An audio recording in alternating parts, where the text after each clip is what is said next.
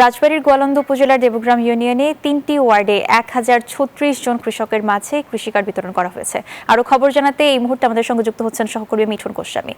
মিঠুন, কৃষক কার্ড কি চাষিরা এখনো পর্যন্ত পেয়েছেন কিনা এবং তাদের মধ্যে এই নিয়ে আনন্দ উদ্দীপনা কেমন দেখতে পাচ্ছেন, বিস্তারিত জানান। ধন্যবাদ মেঘলা। আজকে সকাল 10:30টায় কিন্তু রাজবাড়ীর যে গোয়ালন্দ উপজেলা, এই গোয়ালন্দ উপজেলা পরিষদ চত্বরেই কিন্তু আজকে একটি অনুষ্ঠান হয়, যেটি কিনা ভার্চুয়াল মাধ্যমে উদ্বোধন করেন তারেক রহমান। তা এখানে কিন্তু উপস্থিত ছিলেন প্রধান মন্ত্রীর উপদেষ্টা, যিনি অর্থ ও পরিকল্পনা উপদেষ্টা, তিনি এখানে উপস্থিত ছিলেন। এছাড়াও এই আসনে যিনি সংসদ সদস্য এবং প্রতিমন্ত্রী আলী নাজমুল খোয়ম, তিনি কিন্তু এখানে উপস্থিত ছিলেন এবং এখানে কৃষকদের মাঝে কার্ডের যে কার্যক্রম সেটি উদ্বোধন করেছেন।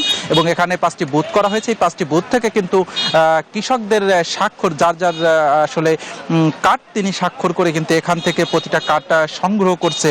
এই উপজেলায় কিন্তু ১,০৩৬ জন কৃষক কিষানির মাঝে এই কার্ড বিতরণ করা হয়। শুধু কার্ডই বিতরণ করা হয় না, প্রতিজন কৃষককে কিন্তু একটি কার্ডের সঙ্গে ফলজ বনজ এর গাছ দেওয়া হয়, যে গাছগুলো তারা তাদের আঙিনাতে লাগাবে, এই বিষয়টি কিন্তু আমাদেরকে জানিয়েছে।